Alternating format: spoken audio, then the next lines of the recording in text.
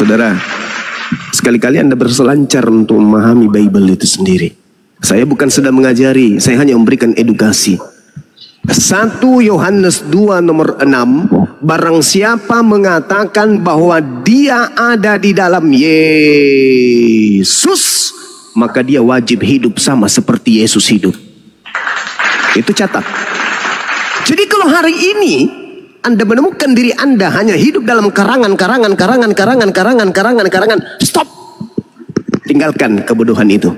Anda harus hidup sama seperti Yesus hidup. Wajib hukumnya. Karena itu dalil. 1 Yohanes 2 nomor 6, barang siapa yang mengaku dirinya ada dalam Yesus Kristus, maka dia wajib hidup sama seperti Yesus hidup. Itu dalil, Bung.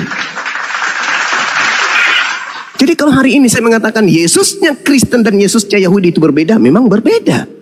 Yesusnya orang Yahudi mengajarkan wajib hidup sama seperti dirinya. Yohanes 12 nomor 14. Yohanes 14 nomor 12, sorry. Yohanes 14, Yesusnya memberikan kepada ultimatum kepada dunia. Yohanes 14 nomor 31. Dunia harus tahu bahwa aku Yesus senantiasa mengasihi Bapa dan aku senantiasa melakukan apa yang diperintahkan Bapa kepadaku. Bahkan Yesus menutup nih. Yohanes 10 nomor 27. Aku mengenal pengikutku. Pengikutku mengenal aku. Mereka mendengarkan suaraku dan mereka mengikuti aku. Jadi kalau Yesus mencerminkan sebagai seorang Yudaism yang taat, pengikutku harus sama seperti aku.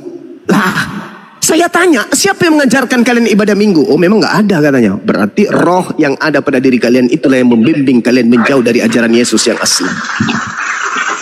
Oke saudara, sekali lagi saya katakan kepada saudara, saya tekankan, menurut pendalaman materi yang ada dalam Bible itu sendiri, Yesus itu ada dua. Kata Yesus, apakah betul? Ya, apa kata Yesus? Matius 24 nomor 24.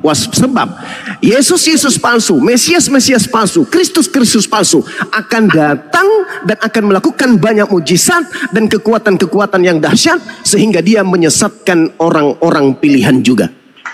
Sekiranya mungkin dia juga menyesatkan orang-orang pilihan. Maksudnya murid-murid Yesus pun akan disesatkan. Apalagi orang-orang Kristen yang hidup di 2000 tahun setelah itu. Jadi sederhana. Di awal tadi saya mengatakan, Yesus berkata kepada muridnya, waspadalah kepada penyesat yang datang kepadamu dengan memakai nama Yesus dan berkata, akulah Yesus. Dia akan menyesatkan banyak orang. Hari ini Kristen mengikuti oknum yang mengaku Yesus. Coba Anda lihat di dalam Matius 28 nomor 18. Dia bangkit pada hari Minggu, lalu kemudian menampakkan diri kepada murid-murid Yesus yang asli. Di antara mereka ada yang ragu, ada yang tidak percaya. Lalu dia mengatakan apa? Kepadaku telah diberi kuasa langit dan bumi. Pergilah ke seluruh bangsa, jadikanlah seluruh bangsa menjadi pengikutku. Ajarlah mereka melakukan segala sesuatu yang kuperintahkan kepadamu. Mana perintahnya ibadah Minggu? Nggak ada. Kenapa Kristen melakukan perintah ibadah Minggu? Karena ada yang membisikkan mereka untuk ibadah di hari Minggu. Siapa itu? Yesus yang asli? Bukan. Yesus yang asli pun diakui tidak ada perintahnya. Berarti yang mengajarkan kalian untuk melakukan ibadah Minggu adalah makhluk roh yang bertengger di dalam diri kalian yang kalian sebut dengan Roh Kudus itu. Silakan. Oke, terima kasih. Maaf Bang Juma, sekali lagi saya bantah bahwa siapa yang menyuruh ibadah Minggu bisikan roh, itu pendapat Bang Juma, silakan. Tapi saya sebagai orang Kristen tidak ada mengenal istilah kami beribadah Minggu karena bisikan roh. Nah, itu ya kami lakukan. Tadi saya katakan substansi orang Kristen itu bukan fokus kepada syariat-syariat A, B, C, D. Ya, seperti yang saya katakan tadi, masuk kamar mandi ya harus kaki kiri. Kalau berdoa harus cuci ini, cuci itu. Orang Kristen itu, inti dari perintah Yesus itu adalah mewartakan bahwa Yesus adalah juru selamat, bahwa Yesus itu adalah karunia Tuhan, bahwa dunia ini butuh Yesus. Nah, inti kekristenan itu gak ribet. Kekristenan itu sederhana sekali. Bahwa Yesus yang kami terima itu wajib kami beritakan, termasuk dalam room ini. Kalau Anda tidak mau sependapat, nggak masalah. Itu membuat kita ada diskusi pada hari ini. Nah, tetapi sederhananya seperti itu, Bang Juma, ya, bahwa saya tidak berkata ini bisikan roh, tidak. Orang-orang Kristen yang sepengetahuan saya, kenapa beribadah minggu itu semua bukan soal bisikan roh, tapi soal tafsiran saja. Karena para rasul-rasul memecah-mecah roti pada hari Minggu, hari pertama minggu itu, ya. Jadi hari ketujuh itu adalah hari Sabat atau Sabtu. Hari pertama itu adalah memecah-mecah roti. Sehingga bapak-bapak gereja mengambil keputusan Yesus bangkit pada hari Minggu, maka dialah kebangkitan. Dialah kebangkitan dan hidup. Ya, kita rayakan kebangkitan itu. Sebab Yesus kalau tidak dibangkitkan, kepercayaan kami sia-sia. Kalau dia hanya di kuburan saja sampai hari ini, nggak ada artinya kekristenan. Justru karena Yesus itu bangkit, maka seluruh manusia juga akan dibangkitkan. Karena Yesus itu memberikan jalan. Dia datang dari surga. Dia berjanji memberikan tempat bagi kami. Bahkan suatu hari akan datang, ya, dan menyediakan tempat bagi kami. Syaratnya sederhana, percayakah engkau akan itu, kata Yesus. Bagi kami orang Kristen, kami mempercayainya, Bang Juma. Ya, artinya bisikan roh itu segala macam. Maaf, seribu maaf, itu asumsi Bang Juma belaka. Atau mungkin ada pendapat Kristen yang lain. Tapi itu sebagai rasa syukur kami. Kami tidak terfokus kepada hari Minggu, hari Sabtu, hari Senin, hari apa saja. Kami bisa menaikkan rasa syukur kami terkait kepada perintah Yesus. Bagi kami, perintah Yesus itu yang jelas itu kami ikuti. Saling mengasihi. Ya, artinya bahkan kepada musuh saja pun kami harus berdoa untuk mereka. Bahkan Yesus ini perintah jelas. Yesus berkata, jangan kamu mengkafirkan siapapun di antara kamu. Lihat orang Kristen apakah pernah mengkafirkan satu orang saja pun. Yesus berkata, jikalau kamu dianiaya, ini perintah. Ya, jangan balas kejahatan dengan kejahatan. Lihatlah orang-orang Kristen, kalau memang dasarnya adalah Alkitab, semakin dia dianiaya, semakin dia memberkati. Kalau memang dasarnya adalah kitab, jangan kita bicara oknum. Jadi kekristenan itu sederhana dan sangat indah, tidak ribet-ribet. Nah, begitu kira-kira Bang Juma, silakan. Oke. Sekali lagi saya katakan kepada saudara, ketika Anda beragama tanpa pola, hanya angan-angan, hanya hurafat, hanya prosesi-prosesi tafsir-tafsir, ingat saudara, tidak ada seorang melakukan sebuah tindakan tanpa bisikan. Orang gila sekalipun. Orang gila sekalipun. Saya ingin mengingatkan saudara, coba Anda lihat di dalam Yohanes 13 nomor 2. Bagaimana cara iblis bekerja? Membisikkan. Iblis itu tidak nampak. Iblis itu hanya membisikkan. Ibadah minggu ini bisikan siapa? Yesus? Mustahile. Yesus tidak pernah membisikkan untuk ibadah minggu. Jangankan membisikkan, mengajarkan dengan langsung aja enggak. Sedangkan dalam kaidah pengajaran Yesusnya, Keluaran 31 misalnya, jelas sekali di situ ada perintah membunuh orang yang tidak mengkuduskan hari Sabat. Itu kalau Anda pengikut Yesus. Nah, sekarang permasalahannya di Matius 28 inilah pangkal awal ketika saya berbicara Kristusnya Kristen dan Kristusnya Yahudi itu berbeda.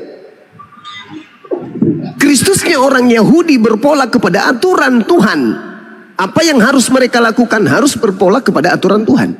Bukan bisikan-bisikan, bukan tafsiran-tafsiran.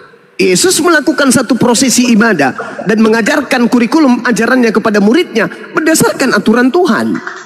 Aku tidak berkata-kata dari diriku sendiri. Aku tidak melakukan pekerjaan dari diriku sendiri. Seluruhnya dia sandarkan kepada Tuhan. Makanya dikatakan dalam Yohanes 8 nomor 29, Bapa tidak membiarkan aku seorang diri disebabkan aku senantiasa melakukan pekerjaan yang berkenan di dalam hatinya.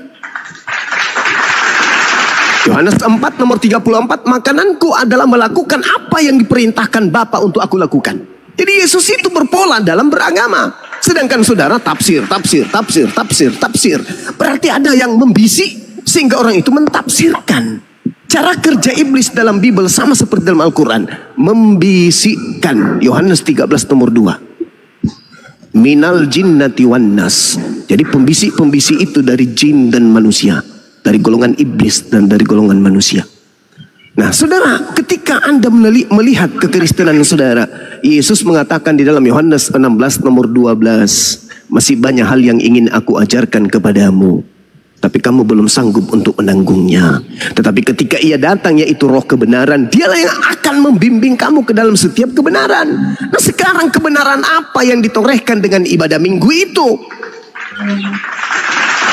Yesusnya mengajarkan di dalam Matius 5 nomor 19. Barang siapa yang meniadakan ibadah sabat, lalu mengajarkan kepada orang lain, maka dia akan menempati tempat terhina dalam kerajaan langit. Sebelum langit dan bumi lenyap, kata Yesus, maka sabat tidak bisa dihilangkan sedikit pun. Lukas 16 nomor 17. Jadi bagaimana mungkin kemudian bisa berubah menjadi hari Minggu kalau tidak ada yang membisikkan? Maka pembisik ini adalah sivilisasi ini. Yesusnya mengajarkan kepada Bani Israel agar mereka melakukan apa yang Yesus lakukan. Jika engkau mengasihi aku, kata Yesus, Yohanes 14 nomor 12, maka engkau akan melakukan pekerjaan-pekerjaan yang aku lakukan. Adakah Yesus ibadah minggu? Enggak ada. Jangan lakukan. Itu kata Yesus. Tetapi sang pembisik datang dan ajarlah mereka melakukan segala sesuatu yang kuperintahkan kepadamu. Berarti ada yang memerintahkan orang Kristen ibadah minggu. Bukan gak ada, ada. Seperti Yudas ketika dirasuki kemudian dalam Yohanes 13, ada yang merasukinya, membisikkannya. Sehingga dia punya rencana untuk berkhianat kepada Yesus.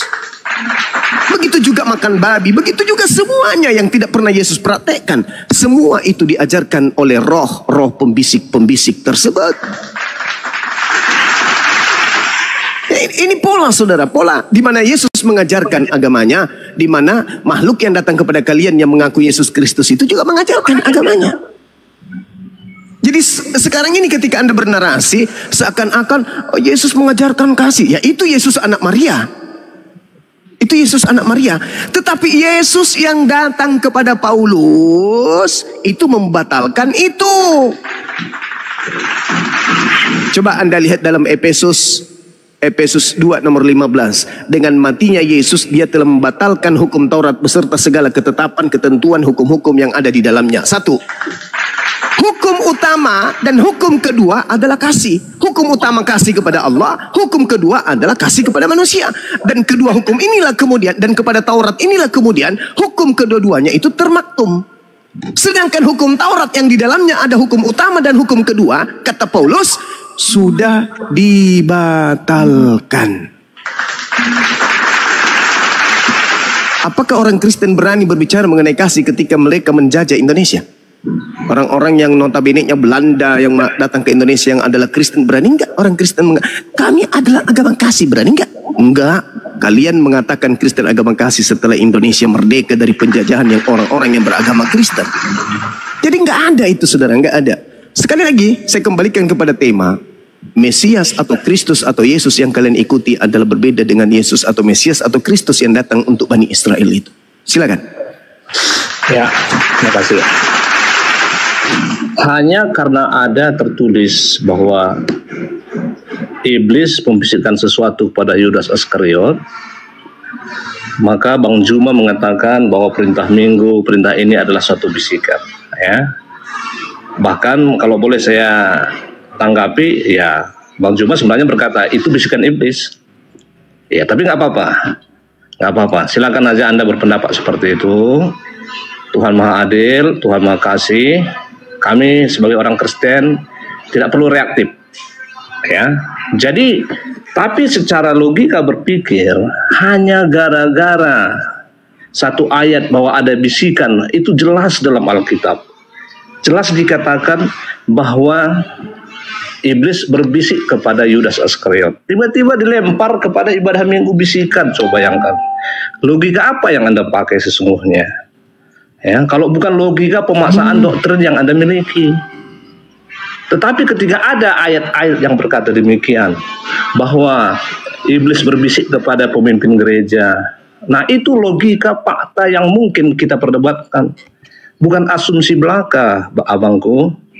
Ya, tidak sama sekali. Kami tidak diajar untuk membawa asumsi. Kami diajar untuk berkata jujur. Ketika Anda bertanya, hari Minggu itu, saya sudah jawab bahwa hari Minggu itu adalah rasa syukur kami. Kami tidak akan menghakimi atau tidak menjudge kalau ada orang-orang Kristen yang sudah merasakan kasihnya kepada Tuhan. Dia ibadah tengah minggu, hari Senin, Selasa. Kami tidak terkungkung oleh waktu, 5 waktu, 6 waktu, 3 waktu. Hidup kami itu sepenuhnya untuk memuliakan Tuhan. Buah daripada ibadah itu adalah realisasinya bagaimana kami mengasihi, bagaimana kami menjawab orang-orang yang menuduh kami, memfitnah kami. Bagaimana orang-orang yang menyudutkan kami.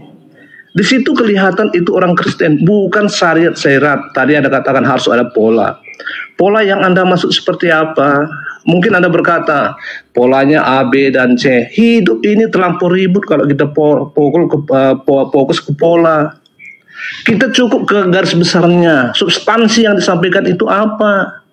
Sehingga bagi orang Kristen, walaupun misalnya dia tidak dikhususkan misalnya harus berwudu pada hari Minggu, kami tahu bahwa untuk beribadah itu harus memberikan yang terbaik kepada Tuhan, mulai dari pakaian kami, mulai dari penampilan kami. Kalau memang benar-benar orang Kristen, kami tidak perlu ada bisikan-bisikan seperti itu, abangku. Nggak ada bisikan-bisikan seperti itu. Nah, kemudian Bang Juma tadi mengarahkan kepada Belanda yang menjajah Indonesia. Sejak kapan Belanda mengatakan bahwa kami datang membawa kasih? Mereka itu datang dagang politik. Saya juga tidak bisa dibilang Islam berperang dengan Islam hanya gara-gara misalnya Arab Saudi berperang dengan tentara Houthi atau siapa? Ya, Afghanistan dengan ini saya tidak katakan. Saya tidak masuk ke dalam konsep itu. Ya, kita mari fair-fair saja. Kalau pernah Belanda menjajah Indonesia, toh buktinya orang Kristen sendiri banyak yang gugur, saudaraku. Seandainya kami sepakat bahwa itu adalah penyebaran kekristenan, harusnya orang Kristen nggak ikut berjuang. Yosudarso orang Kristen, beberapa contoh-contoh yang lain ada orang-orang Kristen. Kami paham mana itu politik, mana itu propaganda. Kami tidak mau digiring dengan satu opini ini, ya, bahwa inilah dasar kasih. Lihat saja buahnya. Kita lihat saja buahnya. Apakah saudara melihat bahwa orang-orang Kristen hari ini, kita berbicara buah, kami teringat apa kata Yesus, ya, bahwa dari buahnya lah kamu ketahui, ya, buah itu ada buah pertobatan. Kami tidak peduli, bahkan banyak pendeta juga yang bejat, sama seperti banyak kata kiai atau santri-santri di pesantren sana. Tapi kami tidak katakan itu Islam, itu adalah oknum. Ya, tapi lihat apa dasar kami melakukan sesuatu. Lihat buah yang kami lakukan. Apakah kami benar-benar mencerminkan? Kita mungkin bisa bicara teori A, B, C, ajaran ini, kepalsuan ini. Kekristenan sederhana, lihat aja buah yang dihasilkan. Silakan Bang Juma. Iya, buahnya ya ibadah Minggu, makan babi, makan anjing, makan segala binatang-binatang yang diharamkan dalam firman Tuhan. Itu buahnya Kristen. Kalau Anda melihat buahnya, ya lihat Belanda menjajah, merampas, memperbudak. Ya itu buah. Ya, yang Anda maksud buah itu apa? Karena di Indonesia sudah merdeka. Selamat pagi ya bro. Itu buahnya. Oh no.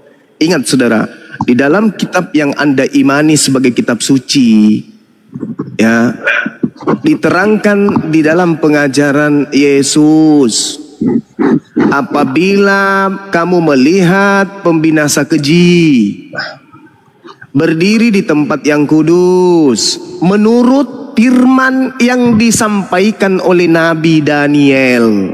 Jadi orang belajar Kristolog itu bukan hanya cuap-cuap. Kita harus mengkaji Kristen secara mendalam, memahami Bible secara mendalam. Antara unsur lain dengan unsur yang satu harus kita kaitkan. Bukan cuma menolak, bukan hanya kemudian berasumsi, hanya pamer, kasih, tapi hoax. Yesus yang berkata kepada muridnya, Jadi apabila kamu melihat pembinasa keji berdiri di tempat suci menurut firman yang disampaikan oleh Nabi Daniel. Apa kata Nabi Daniel tentang pembinasa keji ini? Silakan Anda baca Daniel 7 nomor 25. Dia pembinasa keji akan mengucapkan perkataan yang menentang yang maha tinggi. Itu dulu. Jadi kalau ada agama yang bertentangan dengan perkataan-perkataan yang maha tinggi, itu adalah ajaran sang pembinasa keji. Bukan karena dia dipoles oleh kasih, lantas kemudian pembinasaan yang dilakukan secara terstruktur itu hilang. Enggak. Dia akan mengajarkan kemudian orang melawan, menentang perkataan-perkataan sang yang maha tinggi, dan menganiaya orang-orang kudus milik yang maha tinggi, dan berusaha mengubah waktu, mengubah hukum, memutarbalikkan kemudian apa yang maha tinggi ucapkan, firmankan. Makanya saya mengatakan kepada saudara, Yesus yang datang kepada Bani Israel mengukuhkan apa yang diperintahkan oleh Tuhan kepada Bani Israel untuk dijalankan. Matius 23 nomor 1. Jangan kau mengikuti orang-orang Farisi, orang-orang Yahudi. Mereka telah menduduki kursi Musa, tetapi mereka tidak mempraktekkan apa yang diperintahkan Tuhan kepada mereka. Jangan kamu ikuti. Berarti harus dipraktekkan. Nah, sekarang kalau dikatakan oleh Yesus, sang pembinasa keji ini memutarbalikkan kemudian firman Tuhan seperti yang dinubuatkan oleh Nabi Daniel. Coba Anda lihat bagaimana saudara Paulus ini mengajak kalian untuk meninggalkan apa yang maha tinggi firmankan. Karena itu janganlah kamu biarkan orang menghukum kamu mengenai makanan, minuman, atau mengenai hari raya dan seterusnya. Jadi Paulus mengajarkan untuk meninggalkan segala sesuatu yang menjadi ketetapan yang maha tinggi. Sang pembinasa keji duduk di tempat yang suci. Dari mana ilmunya? Dari bisikan roh yang tadi, kawan. Sedangkan Tuhan mengatakan di dalam kitabnya orang Yahudi, Amsal 3 nomor 5, percayalah kepada Tuhan dengan segenap hatimu. Jangan bersandar kepada pengertianmu sendiri. Ibadah minggu ini firman Tuhan enggak? Bukan, itu pengertian sendiri. Kalau firman Tuhannya hari apa? Hari Sabtu. Siapa yang mengantarkan kalian ibadah minggu sampai kompak seperti itu? Ya bisikan makhluk roh yang menghantarkan kalian sepakat untuk ibadah minggu, sementara Tuhannya memerintahkan hari Sabtu. Coba, nggak usah terlalu jauh, nggak usah bertele-tele kita untuk berdiskusi terlalu jauh hal ini. Saya ingin tanya, saudara nih, kalau kami umat Nabi Muhammad, datangnya Nabi Muhammad, fattabi'uni, kami mengikuti instruksi beliau, apa yang diperintahkan oleh beliau, apa yang ditetapkan oleh beliau, apa yang menjadi keputusan beliau, sebisa mungkin kami mengikuti beliau. Dalil di dalam kitab saudara, kalau Anda murni pengikut Yesus, 1 Yohanes 2 nomor 6, barang siapa yang mengaku dia berada dalam diri Yesus, dia berada dalam imannya kepada Yesus, maka dia wajib hidup sama seperti Yesus hidup. Sekarang saya ingin tanya, saudara El Tarigan, Yesus hidup ala Yahudi atau Yesus hidup ala Kristen? Jawab. Oke, nanti saya tahu itu juga. Tapi saya izinkan saya menanggapi narasi Zuma yang sebelumnya. Oke, saya tanggapi dulu. Bang Juma mengutip ayat firman Tuhan Daniel 7:25 lalu menafsirkannya kepada Paulus. Ya, saya hargai itu. Ia akan mengucapkan perkataan yang menentang yang maha tinggi dan akan menganiaya orang-orang kudus milik yang maha tinggi. Ia berusaha untuk mengubah waktu dan hukum, dan mereka akan diserahkan ke dalam tangannya selama 1 masa, 2 masa, dan setengah masa. Kalau kita pelajari ayat ini, okelah kita belajar hermeneutik, mencoba tafsir, ya. Kalau pandangan kami ini pandangan sangat liar, bukan liar saja, sangat liar. Liar dalam arti, ya, kalau kita lihat, kita coba kata per kata, dan akan menganiaya orang-orang kudus milik yang maha tinggi. Sejak kapan Paulus menganiaya orang? Dia justru yang teraniaya. Paulus itu sebelum dia bertobat, bisa saya lanjutkan? Tadi ada ketawa-ketawa nggak jelas itu. dan tidak tahu apa yang diketahuinya. Oke, Paulus penganiaya, Bung. Paulus bertobat dari menganiaya, bukan dari korupsi. Ya, dia sebelum bertobat, dia penganiaya. Pintar. Ya, lanjut. Ya, itu yang saya mau sampaikan. Nah, dia penganiaya, bahkan bisa dikatakan dia adalah salah satu orang yang paling mendukung untuk menganiaya murid-murid Yesus. Bahkan kalau saya pelajari dalam Paulus, dia seorang intelektual juga, sehingga sampai hari ini contohnya menggeruduk-geruduk rumah orang, dia mengambil surat-surat yang resmi dari pemerintahan, sehingga dia kelihatan legal. Dia seorang yang sangat pintar secara akademis. Nah, tapi apa yang terjadi setelah perjumpaannya dengan Yesus yang Anda katakan palsu itu? Kami itu yang saya katakan tadi, buahnya. Kalau dulu dia sebelum rasul, dia pembunuh, tapi setelah dia jadi rasul, dia tidak pernah membunuh satu orang pun. Dulu sebelum menjadi rasul, ya, banyak hal-hal yang seperti dikatakan bahwa kalau dari segi hal-hal lahiriah aku orangnya, tapi setelah aku mengenal Kristus semua itu sampah bagiku. Nah, artinya dalam kehidupan Paulus, bahkan dalam pelayanannya, dia tidak pernah merampas. Dalam arti kata, dia tidak pernah berperang. Bahkan dia mencukupi segala kehidupannya. Bagi kami, ini yang disebut buah gitu. Daripada sekedar kita beda tafsir, beda pernyataan, beda kata. Ya, nggak ada kalau memang Anda mengacu kepada Daniel 7 ayat 25, lalu menghubungkannya kepada Paulus. Malah, maaf, 1000 maaf. Ya, saya dengar kalau saya salah nanti, coba Anda koreksi. Muhammad justru yang kami tahu, bahkan sebelum dia jadi nabi, saya belum pernah mendengar dia pernah membunuh satu orang pun. Dia sebelum menjadi nabi, dia kawin satu orang, mengawini satu orang. Tapi setelah nabi, ya, kalau salah nanti silakan dikoreksi, bisa saja karena saya bukan orang Islam. Ya, bahwa seorang Rasulullah setelah dia menjadi nabi, justru dia berperang, tentu dengan alasan-alasan yang pasti Anda akan kemukakan nanti. Dia juga sebelum menjadi Rasulullah, ya, dia hanya memiliki satu istri, monogami.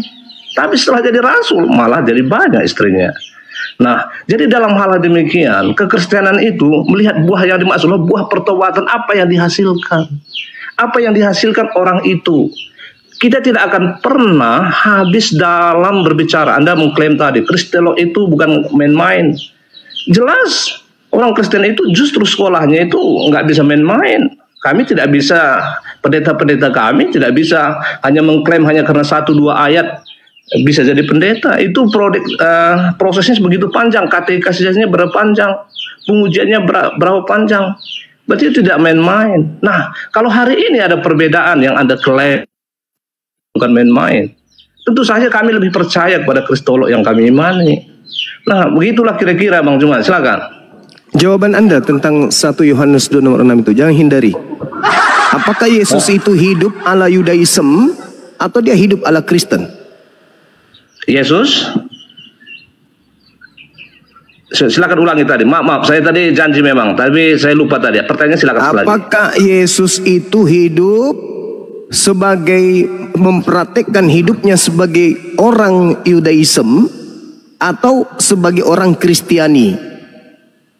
Oke, saya jawab. Pertama, Yesus lahir sebagai orang Yahudi, artinya Alkitab mencatat tentang itu. Dia hidupnya pun mengikuti aturan-aturan Yahudi dalam keadaannya sebagai manusia.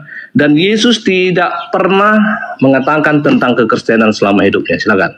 Berarti Yesus yang kamu ikuti Yesus yang mana?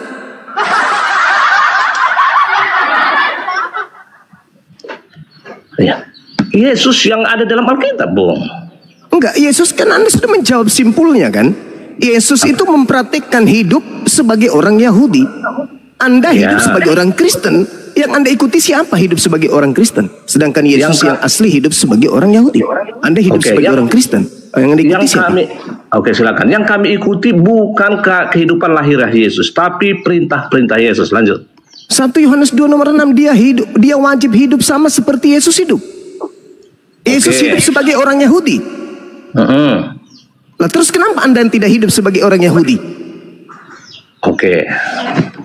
Boleh saya jawab ya? Jadi kalau Anda mengacu pada ayat itu tanpa memahami konteks luasnya, maka kami bahkan harus jadi orang Yahudi dong. Lah, memang dalilnya begitu, wajib.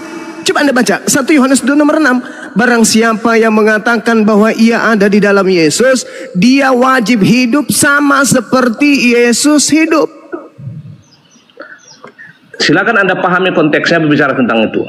Ya, Yesus hidup sebagai apa dia? Kristen atau sebagai Yahudi? Itu kan kesimpulan Anda langsung tanpa mempelajari konteksnya. Ini dalil. Yesus hidup secara global, hidupnya dari tidur sampai tidur kembali, hidup sebagai Kristen atau hidup sebagai Yahudi. Itu kesimpulannya. Oke, silakan. Kalau itu pendapat Anda silakan aja.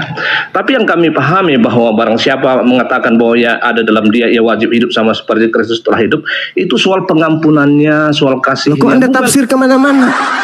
Yesus hidup sebagai Yahudi atau hidup sebagai Kristen? Itu dulu.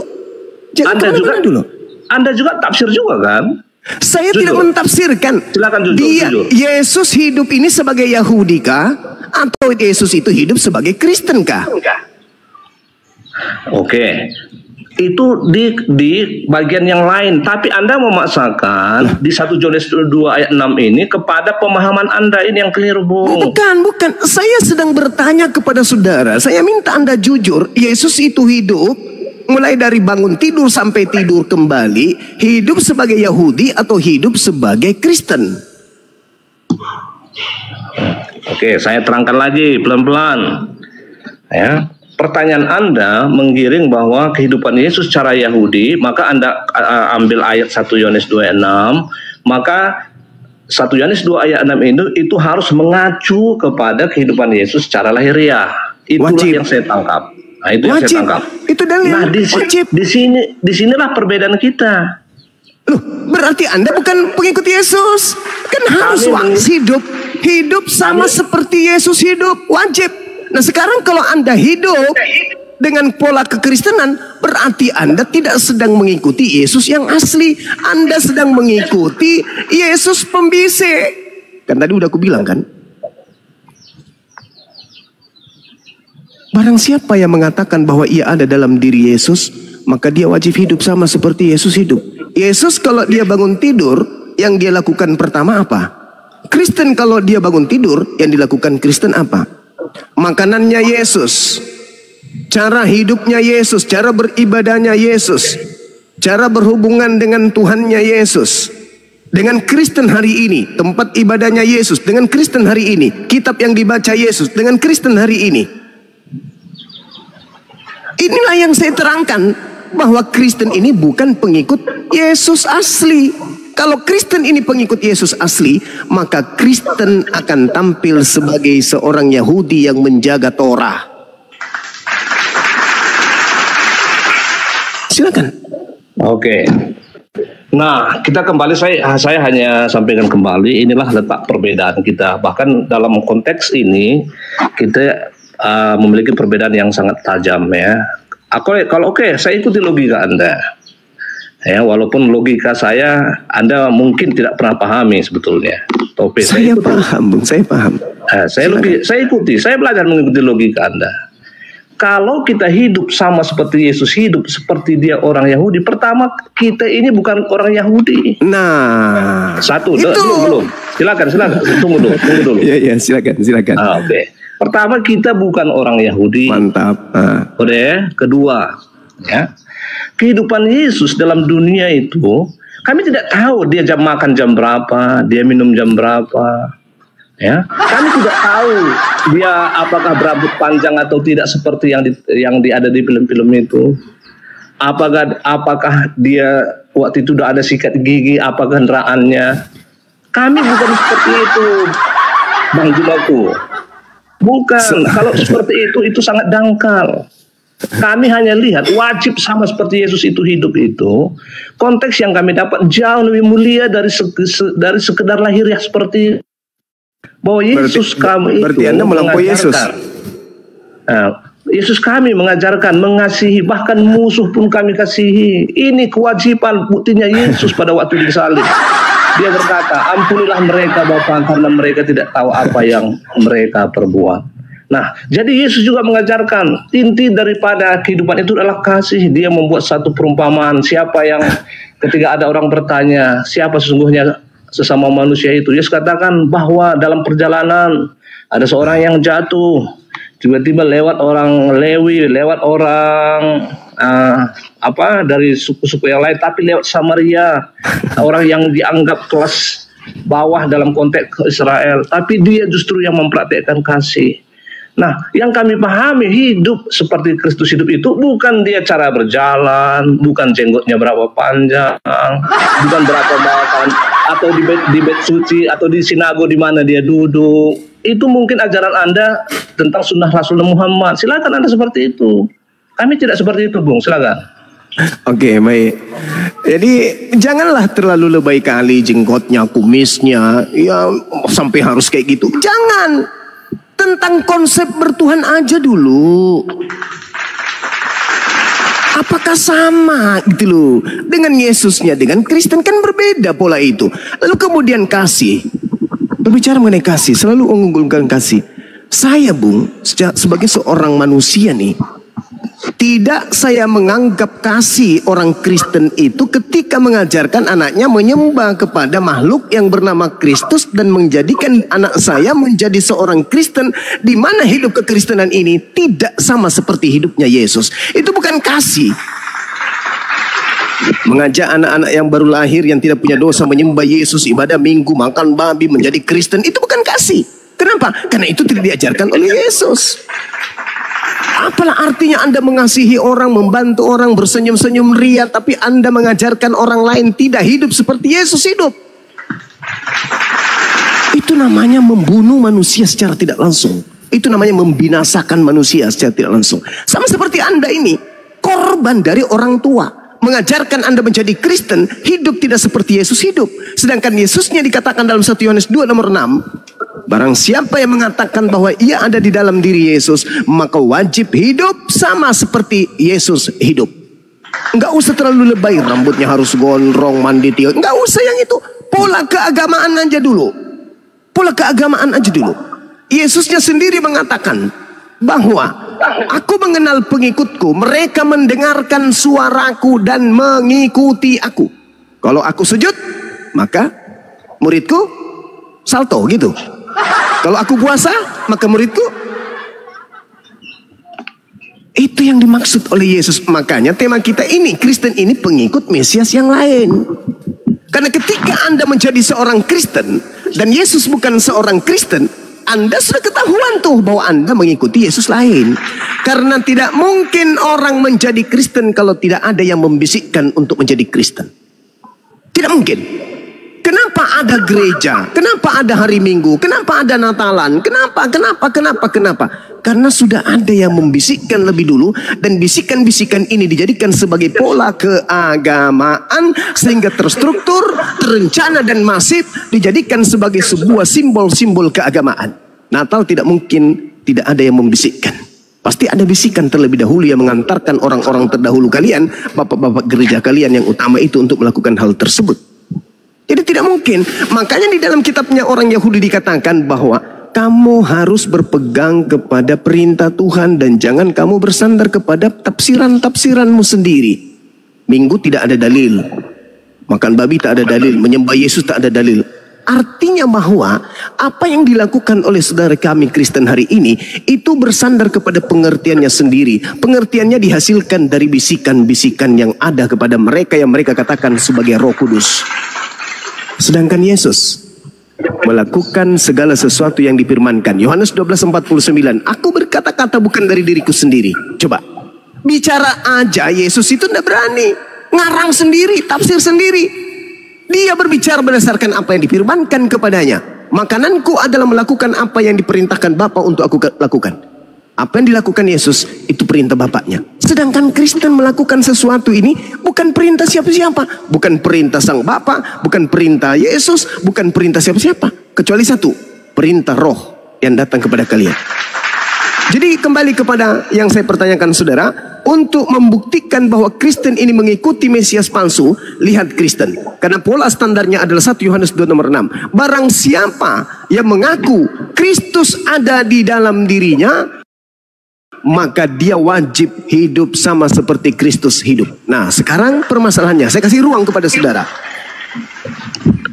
Ketika Anda menemukan diri Anda tidak kemudian tidak kemudian beribadah sama seperti Yesus beribadah, maka hanya ada satu kandidat, yaitu yang sama seperti yang kamu ikuti, polanya adalah Yesus yang lain.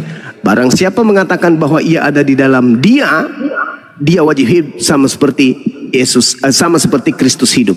Nah, kalau yang kalian ikuti ini persis seperti Kristus hidup, berarti Kristus yang kalian ikuti ini siapa?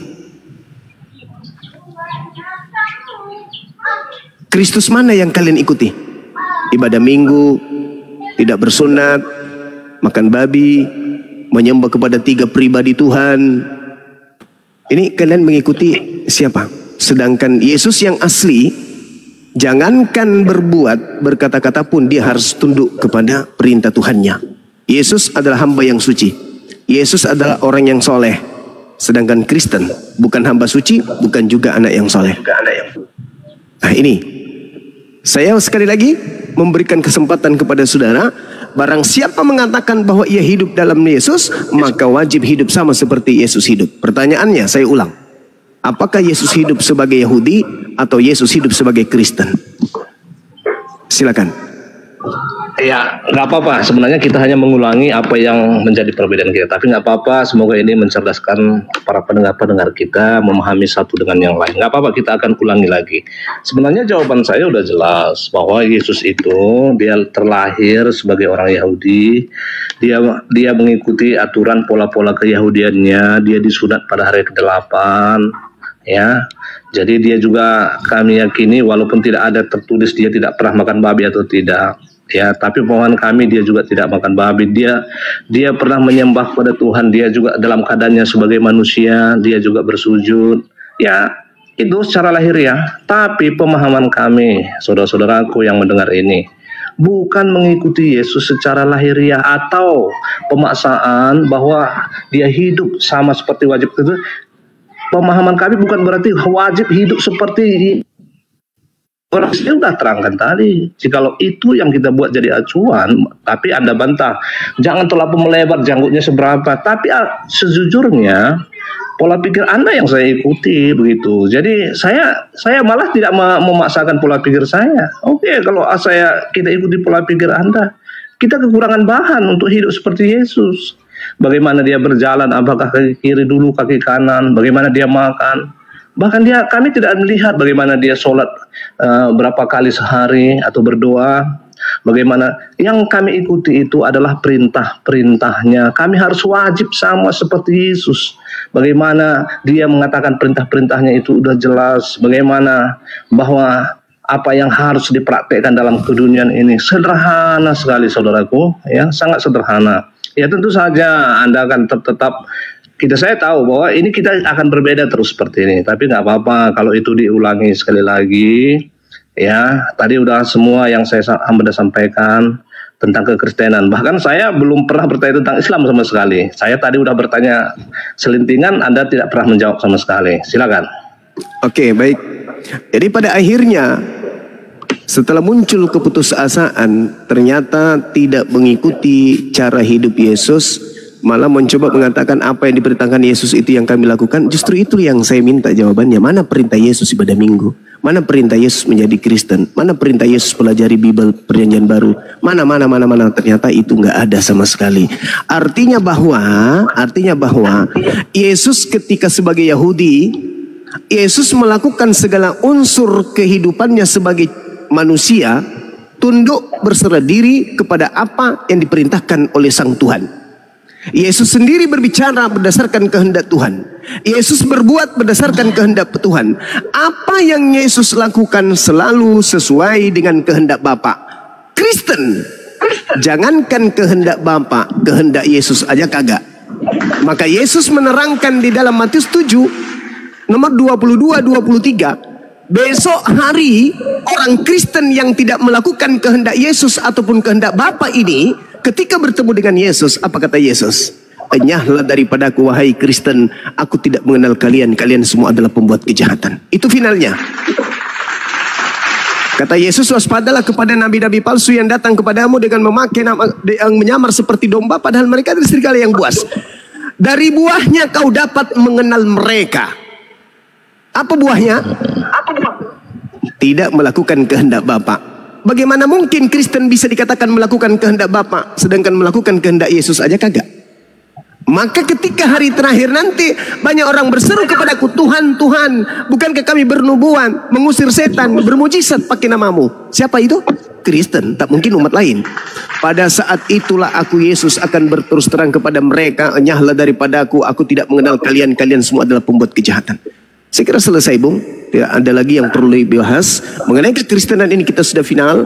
Kristen mengikuti Kristus lain, sehingga ketika mereka bertemu dengan Kristus yang asli, mereka tidak dikenal, mereka diusir dan dianggap sebagai pembuat kejahatan alias penghuni neraka. Saya kira demikian. Waktu saya singkat, mohon maaf Bunda Mila, Bunda Rahma, Handi Selebes, Bang Handi. Jadwal kita sudah dekat pukul 1 waktu di sini. Kita mau ada pertemuan di daerah mana, Bang Handi? Bang Handi, Bang Handi, Bang Handi jauh dari.